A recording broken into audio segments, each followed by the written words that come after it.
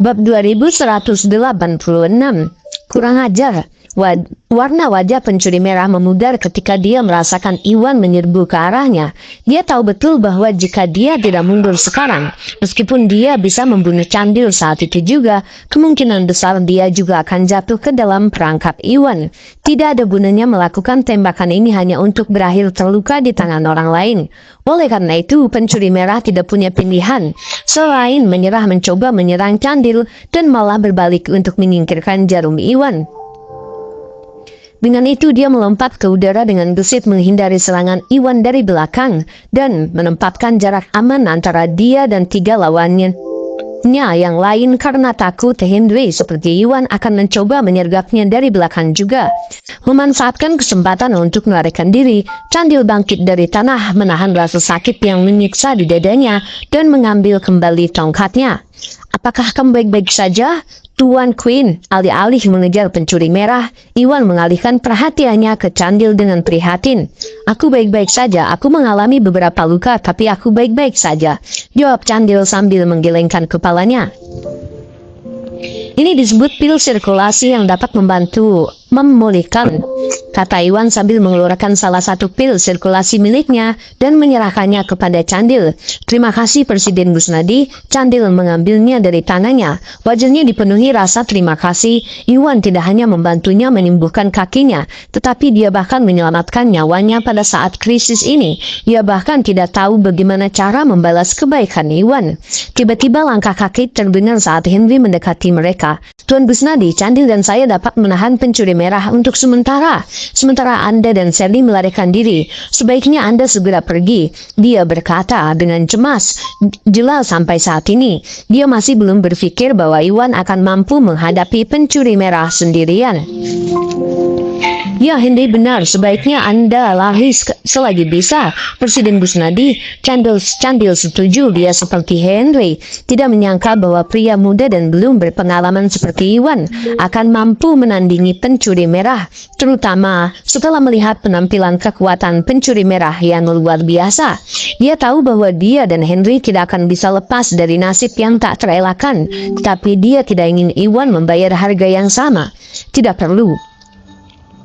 Bukankah aku sudah bilang aku bisa menanganinya? Tuan, tolong istirahat dan jaga Sally dan Masun. Kita tidak bisa membiarkan pencuri merah menyakiti mereka, jawab Iwan dengan sungguh-sungguh, mengetahui bahwa pencuri merah adalah salah satu penjahat tingkat tinggi dalam daftar kriminal. Kemungkinan besar dia akan melampiaskan amarahnya kepada yang lain, terutama Sally yang tidak berdaya. Inilah alasan dia enggan menyerang pencuri merah dengan kekuatan penuhnya.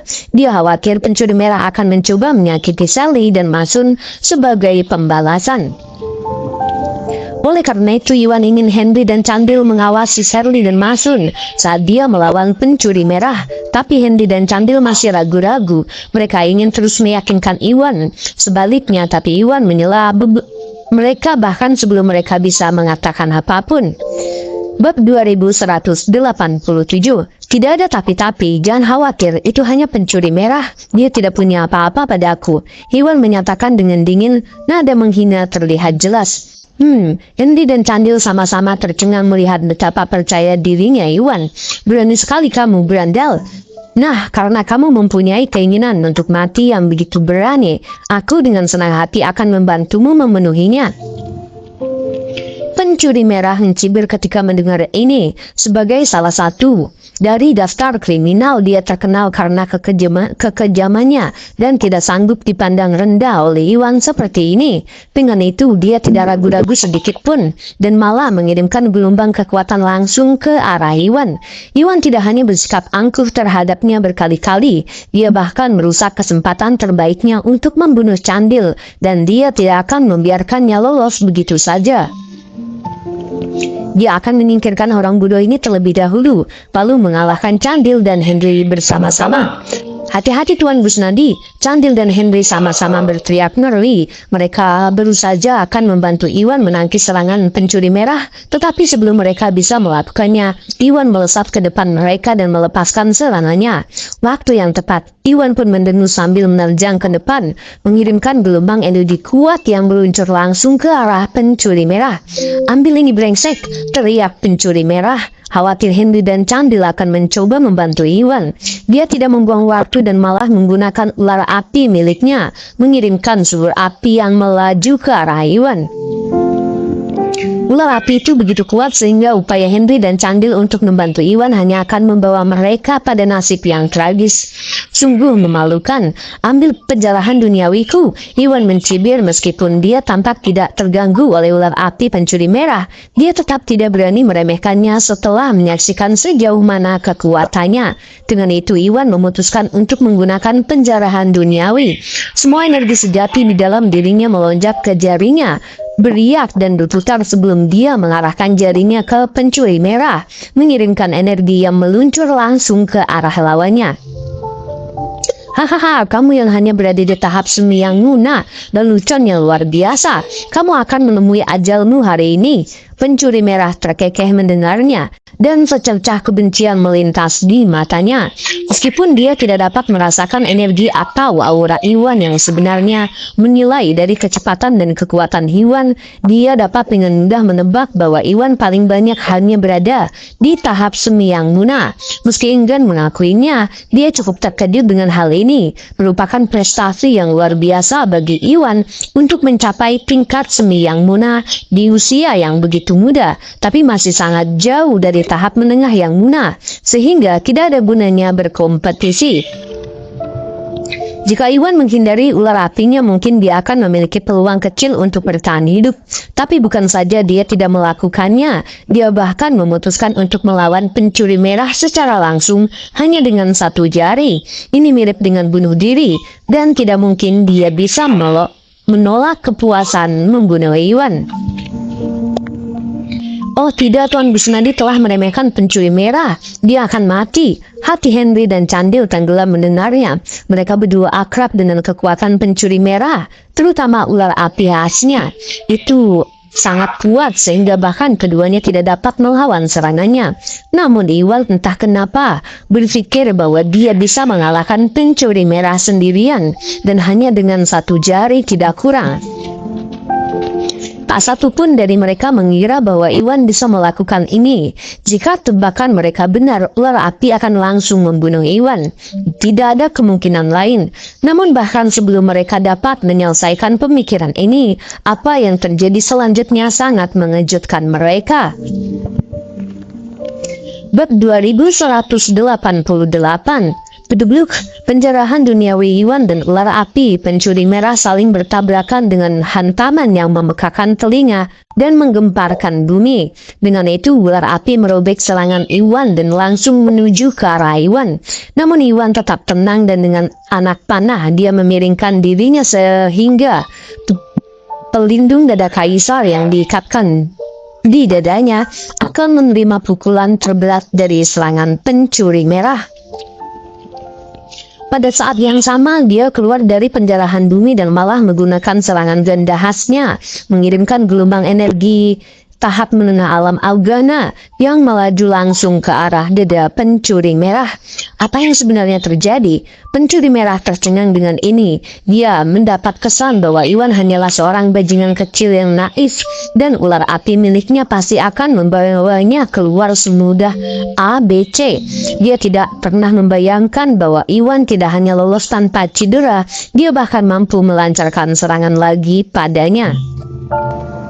Dia tidak menyangka hal ini akan terjadi sama sekali. Tidak hanya itu, dia menaruh begitu banyak kekuatan pada ular apinya, sehingga dia belum bisa memulihkan energi yang dibutuhkan untuk membalas, sehingga dia bahkan tidak bisa menghindari serangan Iwan yang melaju ke arahnya. Tanpa peringatan, serangan ganda Iwan menghantam dada pencuri merah, membuat seluruh tubuhnya terdorong ke belakang seperti layang-layang tanpa tali, akhirnya mendarat di tumpukan kusut di tanah. Gelombang rasa sakit yang luar biasa melanda di dadanya saat dia membungkuk, mengeluarkan seteguk darah. Jelas dia menderita beberapa luka serius. Untungnya, Iwan hanya menggunakan di tahap menengah alam Augana dan dikombinasikan dengan fakta bahwa pertahanannya telah ditingkatkan. Serangan Iwan tidak terbukti berakibat fatal. Jika tidak, pencuri merah akan lumpuh atau bahkan mungkin mati karena menerima serangan ganda Iwan ke dadanya. Iwan mengalahkan pencuri merah, Bagaimana ini bisa terjadi? Henry dan Candil tidak dapat mempercayai mata mereka, mengetahui bahwa pencuri merah sudah berada di tahap menengah yang muna dan bahkan mempelajari teknik bela diri platinum khusus. Tak satu pun dari mereka mengira seorang pemuda berusia pertengahan 20-an akan memiliki peluang melawannya. Lagi pula kekuatan pencuri merah akan menempatkannya sebagai salah satu praktisi bela diri tahap yang muna terbaik di kota, dan tidak ada seorang pun yang mampu menandinginya selain Bos Selatan dan Arthur Gumbelar. Ini luar biasa. Tak satu pun dari mereka akan percaya ini benar jika mereka tidak melihatnya dengan kedua mata mereka sendiri. Ini tidak mungkin benar, ini tidak mungkin. Pencuri merah itu melompat berdiri, menahan rasa sakit yang luar biasa di dadanya. Dia ingat betul bahwa Iwan paling banyak hanya berada di tahap semi yang muna, yang sangat jauh dari tahap menengah yang muna. Dia tidak dapat memahami bagaimana Iwan tidak hanya berhasil menahan serangannya, tetapi bahkan membalikkan situasi dan membalas. Ini mirip dengan keajaiban. Bab 2189. Saatnya menghadapi kemurkaanku. Pencuri merah marah. Ambil ini. Iwan mengabaikan keterkejutan pencuri merah itu dan malah menerjang ke depan, mengirimkan gelombang energi kuat lainnya ke arahnya. Jangan terlalu sombong dulu, bodoh. Ini, jika tebakanku benar, kamu pasti mengenakan semacam baju besi yang mampu bertahan hingga tahap menengah yang muna. Itulah satu-satunya alasan kamu mampu mengalahkanku, iya kan? Itu sama sekali bukan indikator kekuatanmu yang sebenarnya.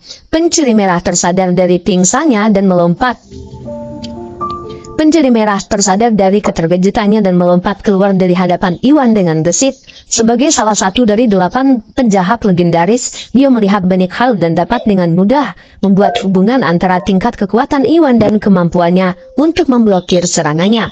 Setelah beberapa pemikiran, dia akhirnya menyimpulkan bahwa Iwan pasti memiliki semacam baju besi yang melindunginya. Jika tidak, dia tidak akan pernah bisa menahan serangannya dengan mudah. Kamu terlalu jeli, Iwan mengejek tetapi tidak menyangkalnya. Bagaimanapun juga, pencuri merah mengatakan yang sebenarnya. Satu-satunya alasan dia bisa menyergap pencuri merah dengan begitu mudah adalah karena dia dibantu oleh pelindung dada kaisar. Namun pencuri merah salah paham. Pelindung dada kaisar adalah harta karun super dan bukan harta biasa yang hanya mampu bertahan hingga tahap menengah yang muna. Aku tahu itu. Setelah mendapat informasi dari Iwan, pencuri merah merasa lega.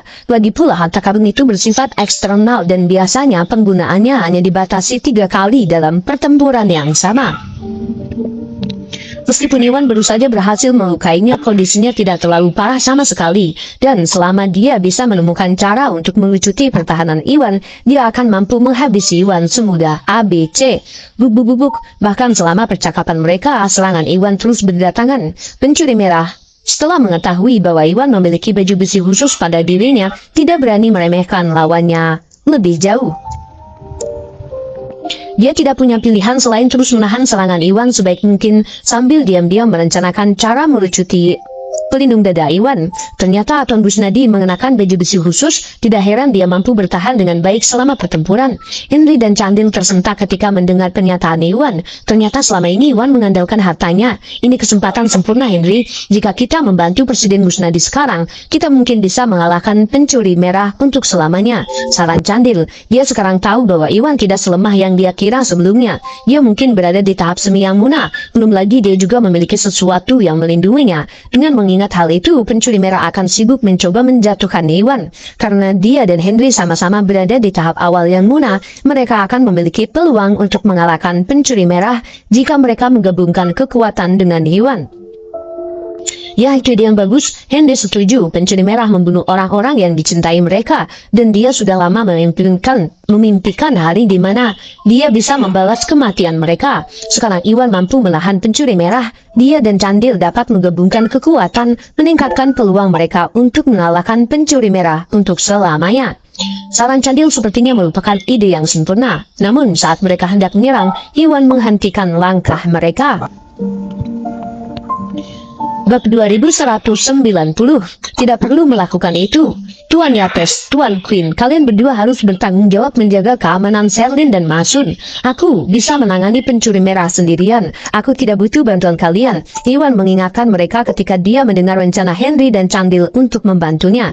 Dia tahu betul bahwa meskipun bantuan Henry dan Candil akan sangat membantunya dalam hal mengalahkan pencuri merah, sayangnya hal itu akan membuat Selin dan Masun tidak waspada, dan oleh karena itu menciptakan peluang bagi pencuri merah untuk menyergap mereka. Jika itu terjadi, mereka bertiga akan terpaksa mengambil posisi pasif yang tidak akan menguntungkan mereka. Jauh lebih diinginkan baginya untuk menghadapi pencuri merah itu sendirian. Iwan tahu bahwa hanya masalah waktu sebelum dia bisa mengalahkan pencuri merah, dan dia tidak membutuhkan bantuan Henry dan Candil. Henry dan Candil saling bertukar pandang terkejut saat mendengar ini. Meskipun Iwan baru saja melucuti senjata pencuri merah, mereka berdua baru tahu bahwa dia beruntung dan menang karena baju besinya. Namun mengetahui bahwa harta karun seperti ini biasanya membatasi penggunaannya hanya 3 kali, mereka yakin pencuri merah akan berjaga-jaga sekarang dan akan lebih sulit bagi Iwan untuk mendapatkan serangan lagi.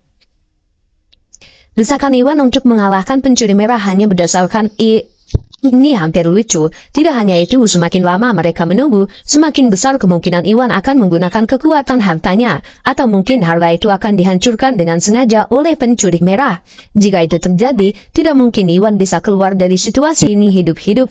Oleh karena itu, taruhan terbaik yang mereka miliki adalah membantu Iwan menjatuhkan pencuri merah bersama-sama. Sayangnya, Iwan terus-menerus bersikeras bahwa dia bisa mengalahkan pencuri merah sendirian, yang agak keras kepala dan bahkan mendekati sombong. Baik Henry maupun Candil tercengang melihat betapa naifnya Iwan. Dasar idiot, apakah kamu benar-benar berpikir kamu tak terkalahkan hanya karena kamu memiliki semacam harta karun? Akan kutunjukkan siapa bosnya. Pencuri merah mencibir ketika mendengar ini, kemudian tanpa ragu sedikit pun dia mengirimkan gelombang energi kuat yang meluncur langsung ke arah Iwan. Jelas sekali bahwa dia ingin melucuti pertahanan Iwan terlebih dahulu dan memberinya pelajaran tentang menjadi sombong.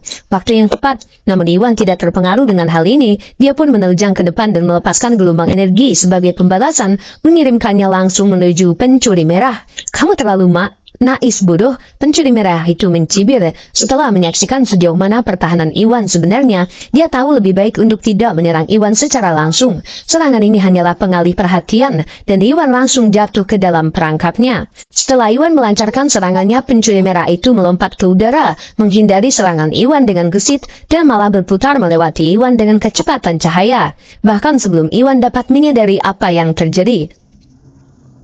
Kemudian dia mengirimkan gelombang energi yang kuat langsung ke punggung Iwan.